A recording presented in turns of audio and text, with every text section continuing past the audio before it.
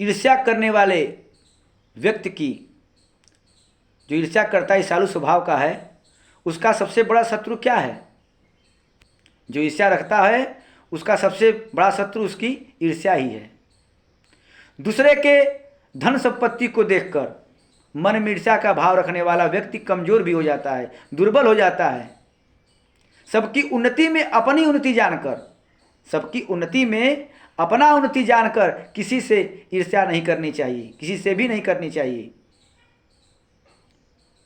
जिसके अंदर से, जिसके मन से ईर्ष्या का भाव मिट गया है, जलमूल नष्ट हो गया है, ईर्ष्या का भाव किसी से नहीं रखता है, वह दिन हो या रात हो मानसिक शांति के आनंद का अनुभव करता है, प्रसन्न रहता है, खुश रहता है।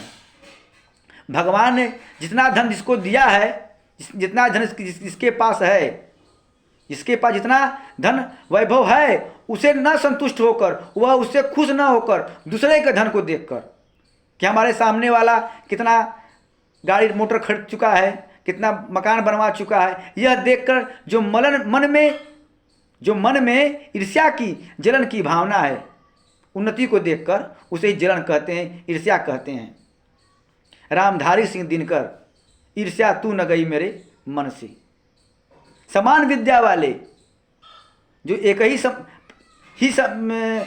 ही प्रकार के एक ही विषय दोनों ही पढ़ रहे हों, तो समान विद्या वाले एक दूसरे से ईर्ष्या रखते हैं। दुकानदार भी रखते हैं, जो एक वस्तुएं सामने वाला बेच रहा हो, उसके सामने वाला भी वही वस्तुएं बेच रहा हो, तो दोनों ईर्ष्या रखते हैं।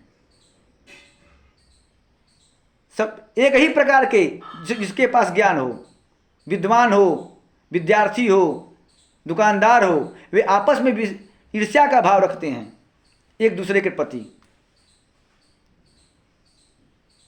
ईर्ष्या नहीं रखनी चाहिए, क्योंकि ईर्ष्या जिसके अंदर नहीं है वही व्यक्ति प्रसन्न है। जिसके अंदर ईर्ष्या का भाव नहीं है, मन में नहीं रखता है किसी के प्रति, वही खुश रहता है, मानसिक शांति का अनुभव करता है। एक पंडित जी थे, बहुत समय तक माता लक्ष्मी का पूजन किए। पूजन से प्रसन्न होकर माता लक्ष्मी ने उन्हें शंख दिया, और शंख देने के बाद कहा कि जो भी आप शंख से कुछ मांगेंगे वह शंख आपको दे देगा, परंतु एक शर्त है कि सामने वाले को वह डबल प्राप्त होगा। जो सामने वाला रहेगा उसे दूना मिलेगा। अब पंडित जी ने कहा कि हमारे पास 1 तल्ला मकान बन जाए, सामने वाले का 2 तल्ला मकान बन गया। पंडित जी के पास जो है कार नहीं है, 1 कार हमको मतलब लक्ष्मी जी प्रदान कर दीजिए। उनको 1 गाड़ी मिल गई, सामने वाले का डबल 2 गाड़ी कार हो गया। जो भी कुछ मांगते हुए पंडित जी उस शंख से, सामने वाले के पास दूना हो जाता। और देखने के बाद उनके मन में पंडित जी को जलन होने लगी, ईर्ष्या होने लगी। उन्होंने कहा कि अब मैं क्या करूं। अब उन्होंने कहा कि हमारी 1 आंख फूट जाए, हमारे घर के सभी सदस्य की 1 आंख फूट जाए।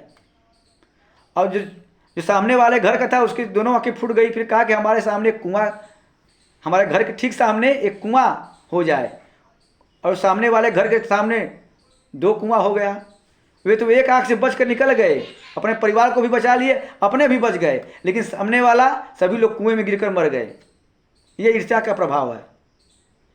ईर्ष्या स्वतः को नुकसान पहुंचाती है।